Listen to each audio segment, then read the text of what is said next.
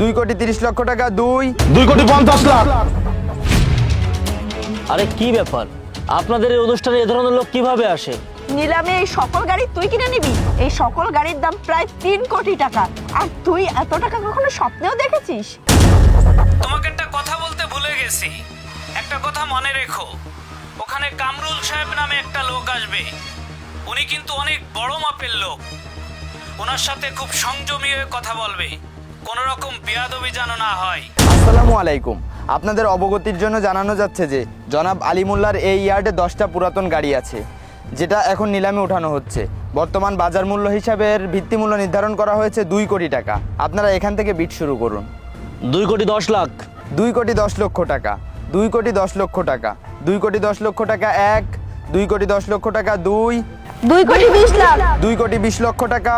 2,20,00,000 টাকা। 2,20,00,000 টাকা 1। 2,20,00,000 টাকা 2। 2,30,00,000। 2,30,00,000 টাকা 1। 2,30,00,000 টাকা 2। 2,50,00,000। আরে কি ব্যাপার, আপনাদের এই অনুষ্ঠানে এ ধরনের লোক কিভাবে আসে? এটা একটা ভদ্র পরিবেশ, তার মতো লুঙ্গি গামছা পরা লোক তো এখানে আমরা আশা করিনি। এই তুই কে? তুই এখানে কিভাবে আসলি?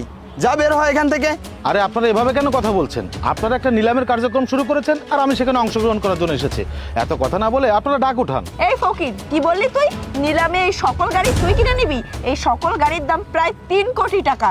আর তুই এত টাকা কখনো স্বপ্নেও দেখেছিস? আরে ম্যাডাম, 3 কোটি টাকা হোক আর 5 কোটি টাকা হোক, টাকা তো কোনো বিষয় না। দাম দরে হলে আমি গাড়িগুলো নিয়ে নিব।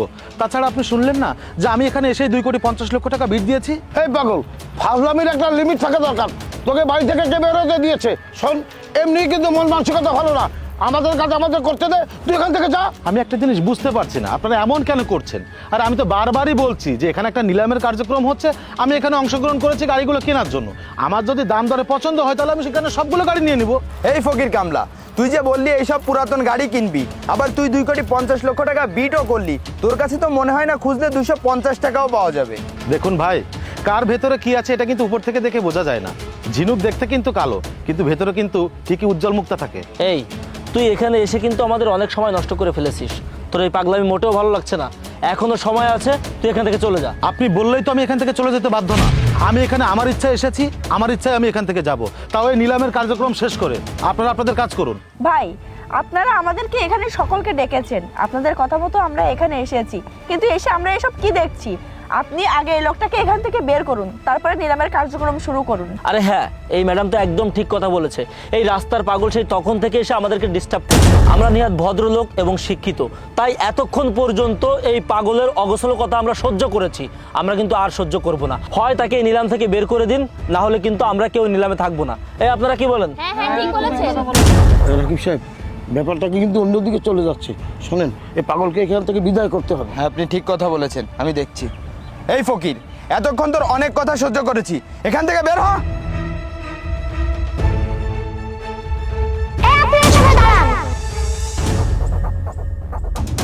আপনারা আমার বাবাকে কেন এখান থেকে বের করে দিচ্ছেন? আরে এই দেখো, আর এক ফকিন্নির বাচ্চার আগমন হয়েছে। এই তুই এখানে কিসের জন্য এসেছিস? আচ্ছা যাই হোক, তুই যখন এসেছিস তোর ফকির বাবাকে নিয়ে এখান থেকে চলে যা। মুখ সামনে কথা বলেন। আপনারা আমার বাবাকে কেন ফকির বলছেন? আপনারা কি আমার বাবাকে চেনেন? ওরে বাবা, এ তো দেখি যেমন বাবা তেমন মেয়ে। এই তোর বাবা যে ফকির পাগল, এটার প্রমাণ আমরা অনেক আগে পেয়েছি। তোকে ভালোই ভালোই বলছি, তোর এই ফকির বাবাকে এখান থেকে নিয়ে যা, না হলে কিন্তু ভালো হবে না। ভালো হবে না মানে? আপনারা কি করবেন? হ্যাঁ, গায়ের জোর আমাদের এখান থেকে বের করে দিবেন নাকি? ওরে ফকিরের বাচ্চা ফকিরনি, যত বড় মুখ নয় তত বড় কথা। তোকে তো স্টপ! এত সময় আপনারা আমাকে অনেক কথা বলেছেন, আমি কিচ্ছু বলিনি। এখন কিন্তু আপনারা লিমিট ক্রস করে ফেলছেন। এই একে তো তুই এখানে এসে আমাদের মূল্যবান সময় নষ্ট করেছিস, আবার লিমিট ক্রসের কথা বলছিস। এই কে তুই? হ্যাঁ, আপনারা এখন আমার বাবাকে চিনতে পারেন নাই? আমার বাবা এই শহরের একজন বিজনেসম্যান। বিজনেসম্যান? এই লুঙ্গি গামছাওয়ালা বিজনেসম্যান? এত সময় ভেবেছিলাম বাবা পাগল, এখন তো দেখছি মেয়েও পাগল, পুরো পরিবারটাই পাগল। Miss Shruti, Sarkar group of ইন্ডাস্ট্রিজের ম্যানেজার। চাকরির বয়স 4 বছর, স্যালারি 70,000 টাকা। আপনার কোম্পানির মালিকের নাম পুলক সরকার। কি ঠিক বললাম তো? আরে তুই আমার এত কিছু কিভাবে জানিস? শুধু আপনার সম্পর্কে না, এখানে যারা যারা উপস্থিত আছে সবার সম্পর্কে আমি জানি। এই যে আপনার পাশে বসে আছে আলামিন সাহেব, আরকেসি গ্রুপ অফ ইন্ডাস্ট্রিজের এজিএম। চাকরির বয়স 8 বছর, স্যালারি 1 লক্ষ টাকা। আপনার কোম্পানির মালিকের নাম রাজু খন্দকার। আর এই যে রাকিব সাহেব, একে বিল্ডার্সের একজন সিনিয়র কর্মকর্তা। আপনার কাজ হচ্ছে বিভিন্ন প্রপার্টিসগুলো নিলাম করা। কি ঠিক বললাম তো? কিন্তু এটা কিভাবে সম্ভব? সবই সম্ভব। আমি জানি আপনাদের আমার কোনো কথা বিশ্বাস হচ্ছে না, জাস্ট ওয়েট, এক্ষুনি আপনারা সবকিছু বুঝতে পারবেন।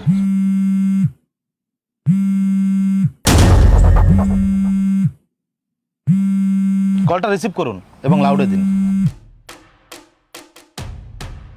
আসসালামু আলাইকুম স্যার। ওয়ালাইকুম আসসালাম। শুনুন, আপনাকে একটা কথা বলতে ভুলে গেছি। আজ ওখানে নিলামে কামরুল সাহেব আসবেন। উনি কিন্তু অনেক বড় একজন বিজনেসম্যান। ওনার সাথে কোঅপারেট করে কাজ করবেন। মনে রাখবেন, আমাদের বেশিরভাগ ডিল ওনার কোম্পানির সাথে হয়, সেইভাবে ওনার সাথে ব্যবহার করবেন। রাখছি। জি স্যার, আসসালামু আলাইকুম।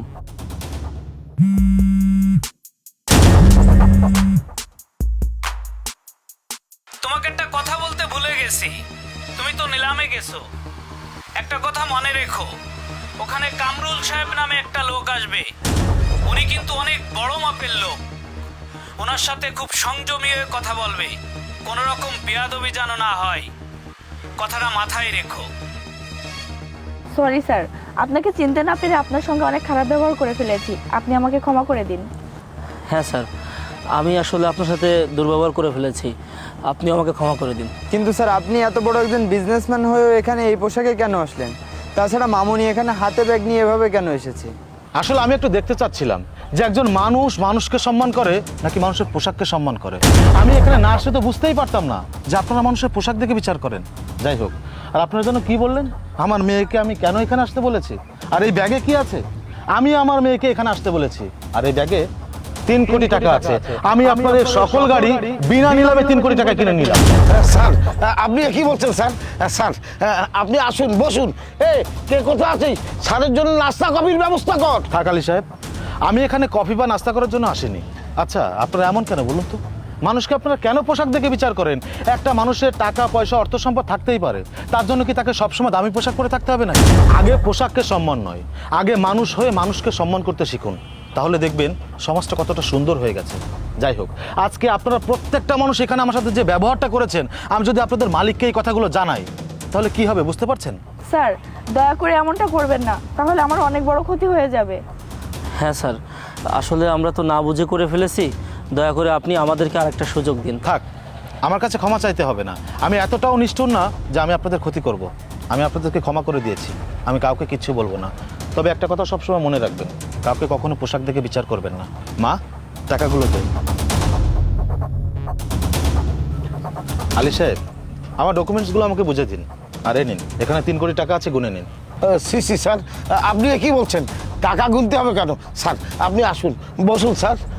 স্যার, আমি খুবই লজ্জিত এবং আন্তরিকভাবে দুঃখিত। আপনি আমাকে প্লিজ ক্ষমা করে দেন। আপনি আপনার কাজ করুন। আলী সাহেব, আমার ডকুমেন্টসগুলো বুঝিয়ে দিন। জি স্যার। স্যার, আসি। মা, চল।